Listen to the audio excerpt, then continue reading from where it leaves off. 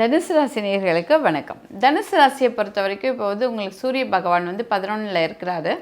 உங்களுடைய ராசிக்கு 12ல் குரு அவர் பெயர்ச்சியாகி உங்களுக்கு 5ஆம் தேதி வந்துடுவார். ஸோ இந்த காலகட்டத்தில் உங்களுக்கு என்னெல்லாம் நடக்கும்னு பார்த்தீங்கன்னா, மிக மிக நன்மைகள் நடக்கும். நீங்கள் எல்லாமே திங்க் பண்ணிக்கோங்க, என்ன நடக்கும், இது வரும் அப்படின்னு சொல்லிட்டு.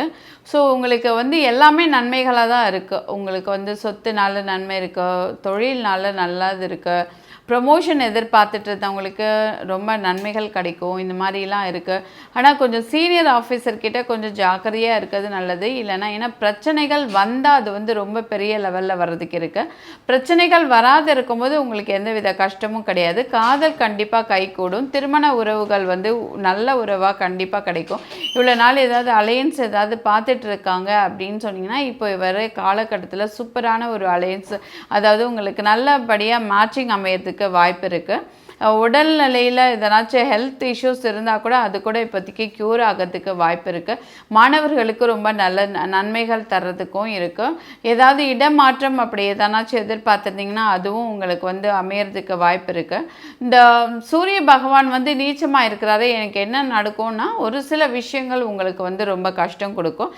அது என்னென்னா, அப்பாவால் சில மன கசப்புகள் இருக்கும். ஆனால் அப்பா சொல்கிறது நீங்கள் கேட்டிங்கனாவே நல்லதாக இருக்கும். அப்பாவுக்கு என்ன தெரியும் அப்படின்னு சொன்னீங்கன்னா அது உங்களுக்கு பிரச்சனையாக இருக்கும். அதர்வைஸ் உங்களுக்கு எந்த கஷ்டமும் வராது. குழந்தைங்களால் ரொம்ப நன்மைகள் இருக்குது. ஃப்ரெண்ட்ஸ்னால ரொம்ப நன்மைகள் இருக்குது. நீங்கள் வெளிநாடு வேலைக்கு நீங்கள் போகணும் அப்படின்னு நீங்கள் நினச்சிருந்தீங்கன்னா இப்போ நீங்கள் முயற்சி பண்ணுங்கள், கிடைக்கும். இந்த நேரத்தில் நீங்கள் உண்மையாகவே உங்களுக்கு ரொம்ப நல்ல குணங்கள் நிறைய இருக்குது. நிறைய பேருக்கு தான தர்மங்கள் பண்ணுறதும் உங்களுக்கு இருக்குது. பணவரவு இருக்குது, வீடு வாங்கிறதுக்கு இருக்குது, வாகனம் வாங்கிறதுக்கு இருக்குது.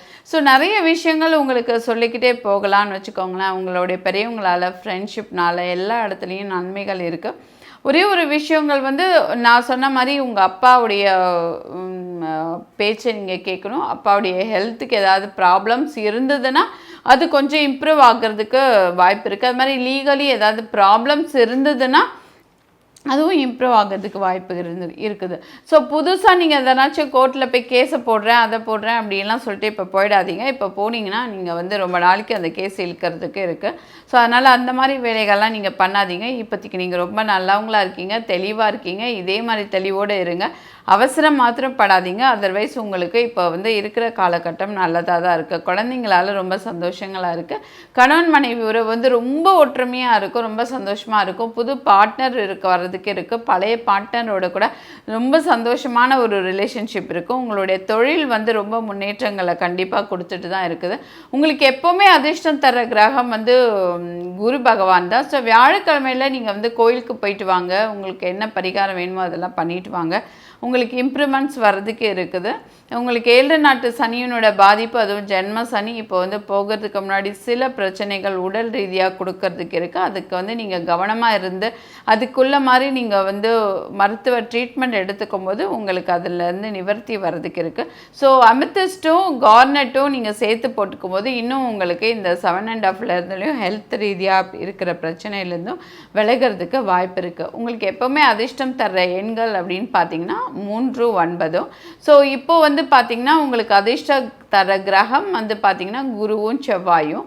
ஆரஞ்சியும் மஞ்சளும் உங்களுடைய அதிர்ஷ்ட வண்ணமாக இருக்குது. கனக புஷ்பராகம் எப்போவுமே கையில் அணிஞ்சிக்கிறது இன்னும் உங்களுக்கு அதிர்ஷ்டத்தை கொடுக்கும்.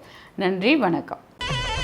ஸ்ரீ குபேரன் டிவியை பார்த்தமைக்கு நன்றிகள். மேலும் இது போன்ற தகவல்களை தெரிந்து கொள்ள ஸ்ரீ குபேரன் டிவியை சப்ஸ்கிரைப் செய்யுங்கள். மறக்காமல் பெல் ஐக்கானை கிளிக் செய்யுங்கள்.